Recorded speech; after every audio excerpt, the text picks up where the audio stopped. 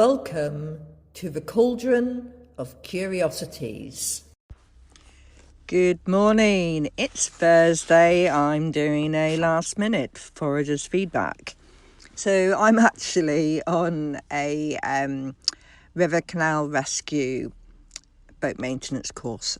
Those of you who listen to the podcast on a regular basis will know that I purchased a narrowboat earlier on in the year. So I thought I need to know more about these things. So it's taken me to the city of Stafford. I'm on the outskirts of Stafford, and I thought it was interesting to note there's a bit more greenery here and what was growing in the hedgerows.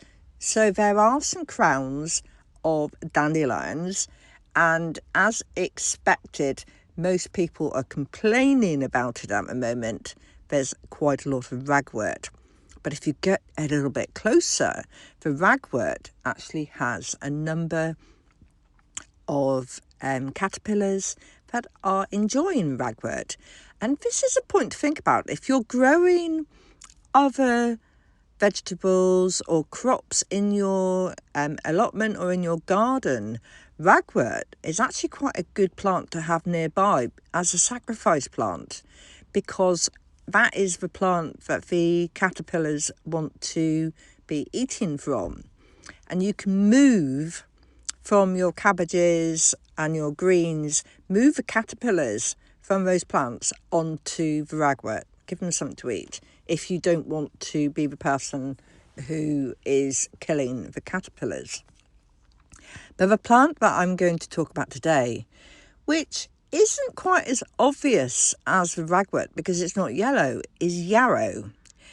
And the yarrow that is growing in the hedgerows has a delicate creamy white flower, and some people sometimes get it confused with wild carrot because of the way that it grows, and it has a feathery leaf which is also very similar to the wild carrot.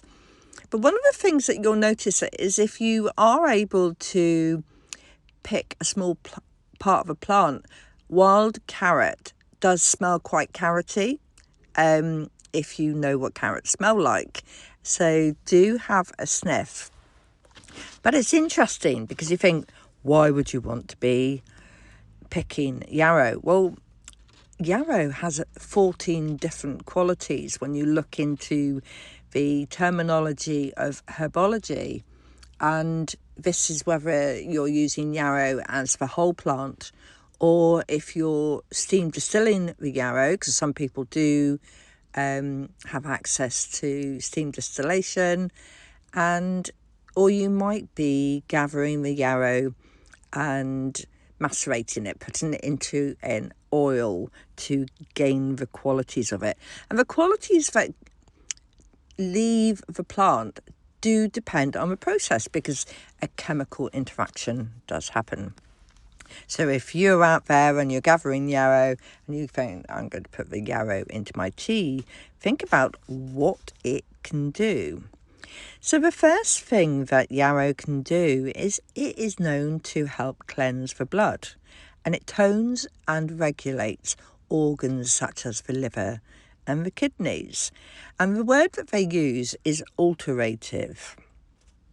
The other word that is aligned with yarrow is antibilious, and that's about eliminating the bile from the liver, and it helps clear jaundice. So you can see the process here as it's helping tone and cleanse. The other one is anti-catarrhal, and catarrh is that horrible claggy mucus that some people find they form.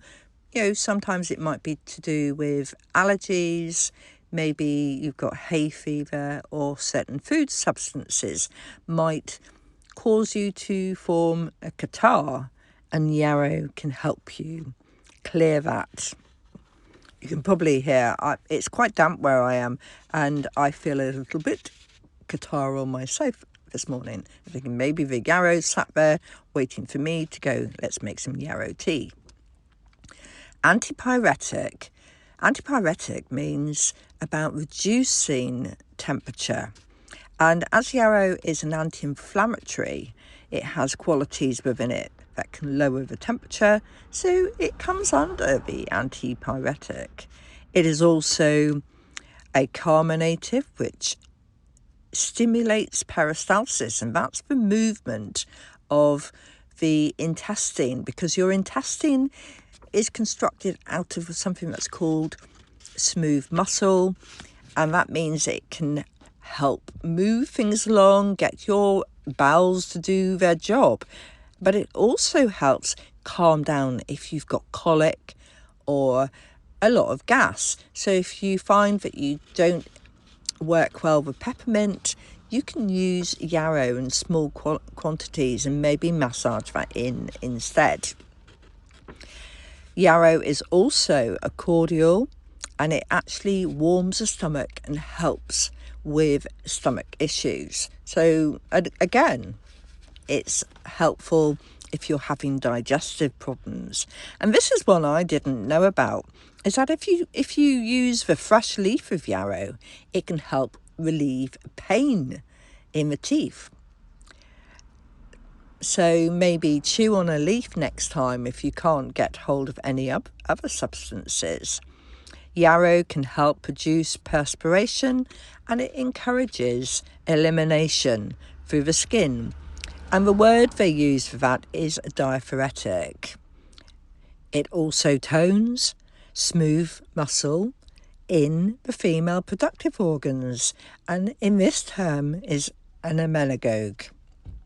It can help regulate menstrual flow. We've also mentioned, haven't we, that it reduces heat, reduces fever, it strengthens and tones and stimulates the secretions of the liver. Term that's used here is hepatic. It can help with complaints of the lung, and this is where it aligns with the anti-catarrhal, because sometimes the catarrh can start within the lung tissue. Again, it's a mucosal layer on a smooth muscle tone. Yarrow is a protective. It can help provide a protective covering to the inflamed surfaces, but it also has that toning ability to energize and strengthen. When you're using the essential oil of yarrow, you will find it has a blue colour, and this is derived from the chemical camasulene, which is produced when yarrow is steam distilled. These sesquiterpene lactones convert to matricin and achillin during that process, and the achillin is a plant growth inhibitor that converts to the camasulene, which is the anti-inflammatory factor, which is amazing when you mix it with oils and beeswax to make a balm for skin conditions. But one of the things that I really was not aware of was that yarrow contains saponins, and Hoffman states that saponins have three characteristics: that a bitter taste, the hemolytic action, which is about stopping bleeding, and if you think about in mythology, Achillea, which is yarrow's Latin name, Achillea milliforum, is related to the bleeding of Achilles' ankle, but it also forms a stable foam when shaken in water. So you could use it for washing. I don't know quite what quantities, but I would suggest that you could look that up. Now, one of the things I just want to remind you is, as with all herbs and plants, remember the individual actions do not work in a vacuum.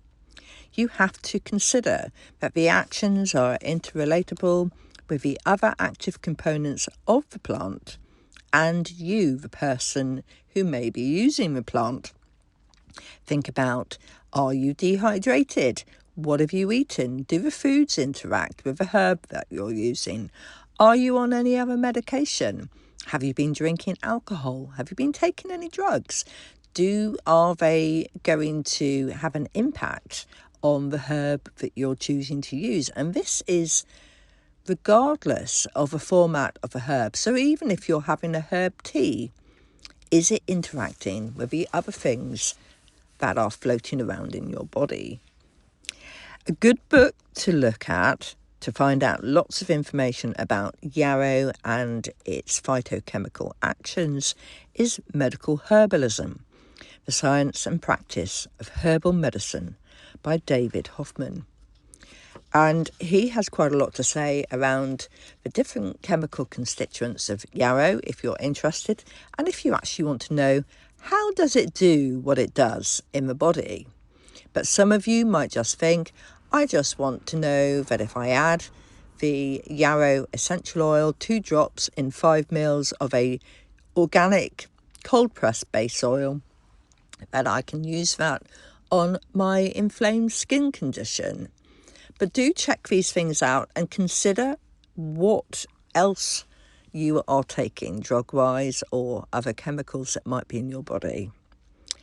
And for those of you that have a little bit more of a leaning towards how else might I use yarrow, yarrow's magical powers are about courage, love, psychic powers, and exorcism.